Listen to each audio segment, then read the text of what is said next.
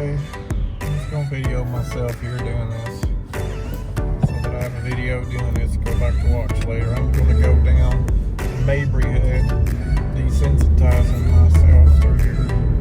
Legs hurting me a little bit. This is so I can hear this video with you.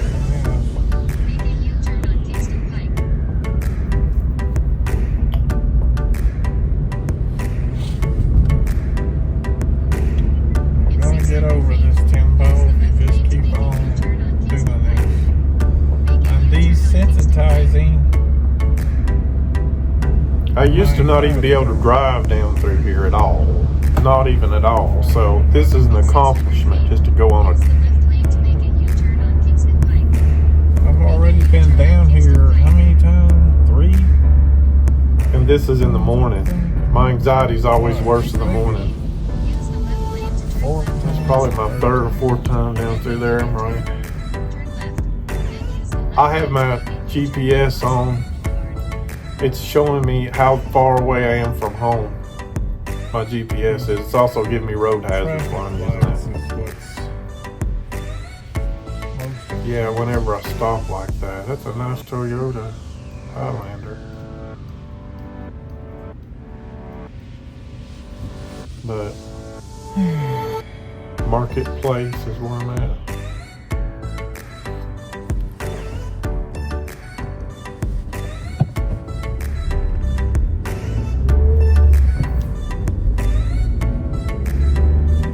Look at the sky, how gray it is. That affects my anxiety too.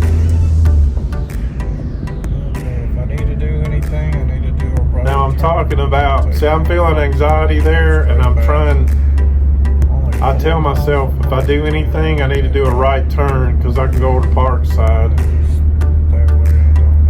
I'm in the far right hand lane, and if I need to do anything, just take a right, go to Parkside, and take another right and go back. I'm rehearsing in case I have I'm rehearsing in my mind in case I have a really bad anxiety. What am I going to do? U-turn? No. Just take a right turn, get on Parkside, and go back. It's when you stop at a traffic light, you're sitting still, that makes your anxiety higher compared to just rolling down the road. I'll mention that here in a second, I think.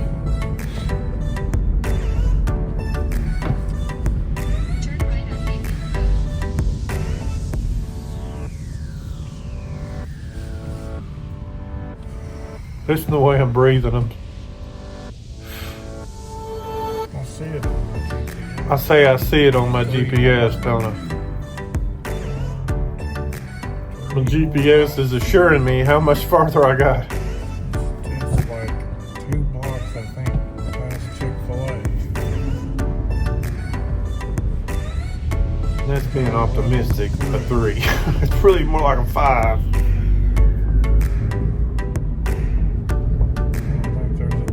Red light up ahead. I don't see the point. Right. There's no point. Why hurry up and stop at a red light? I feel better with my wheels rolling than I am stuck there in traffic. So I just take my time going up to the traffic light so that when I get there, I don't have to sit there at the traffic light as long as what I'm thinking. See? Since I didn't drive so fast up to it, I don't have to sit here as long. It's a nice Lexus. You can tell by the cars Let's go to Mabry Head. what type of community it is as far as...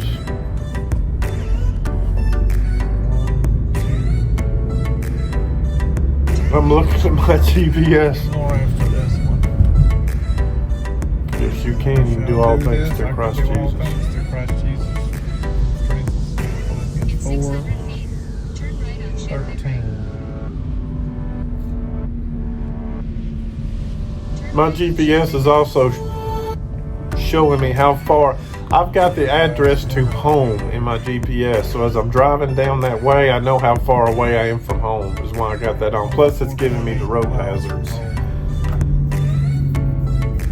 So I'm at the point where I think I can't turn around till Mabry Hood Road because there's no more roads going over to Parkside. So this is a little intense for me right here. My anxiety level is probably a 6. to be honest. But just as soon as I get on Parkside and I'm on my way back, my anxiety level goes down. 6 miles. I understand that's just the way it is. Another red light, really?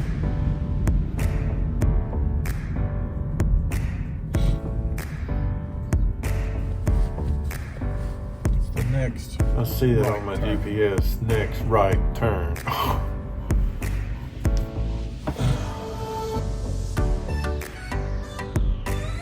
And you'll be on your way back, bro.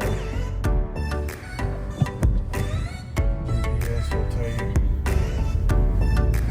Back is bothering me right now. 10:56. I didn't hear what I said the time was there. Right down here. There's 140 bypass the bridge up ahead. That's 140. Now here I am on Mabry Hood. I finally made it. 5.5 miles from home. 5.5 miles. Not that far. Made it. Made it. See, And I made it with bad storm clouds. if it's sprinkling or whatever, that don't bother me too much. But if it's pouring down, rain, storm, I don't like to drive through that. I don't even like to drive through fog. Okay. Here's where it'll probably go away. See what I'm When I get going back the saying other way, there? it It's goes true. away. When I get going back the other way, it's the way my anxiety driving's always been. When I'm headed towards home, although I'm on the same road, my anxiety is down. Watch. Now, when I turn right here, I'm headed right. towards home. The anxiety's on. Yeah, it calms down dramatically when I'm headed towards home, but when I'm going away from home, I don't get that. Some of this anxiety stuff I'm going through, I just don't get it. Headed back home. I made it to Mabry Hood. Headed back. Toyota ain't but about a mile or two down the road. Down here. I'm going to be Mr. Honesty here and just tell you what is fueling my anxiety disorder, especially my anxiety driving. As you see pictures here, this is my spinal cord, what it looks like. Okay, I've got spinal cord problems. And there was a day back in July, it was on July 6, 2020. I was coming home from Morristown, Tennessee, back to Knoxville.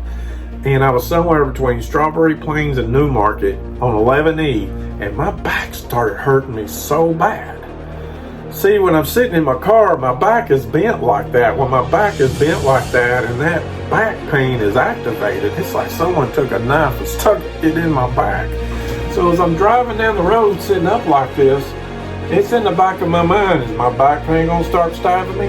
Because it hurts so bad, what I gotta do is either lay down or I gotta straighten my back. That means I either gotta lay down or stand up. So that's one thing that's feeding into the driving anxiety. And another thing, this right here is my neck. It's been fused. I got neck problems because this fusion. I even have a ruptured disc. There was one time I was on the highway, I had such a strong crack of pain in my neck. It was like someone took a baseball bat and just blasted me in the back of my head from neck pain.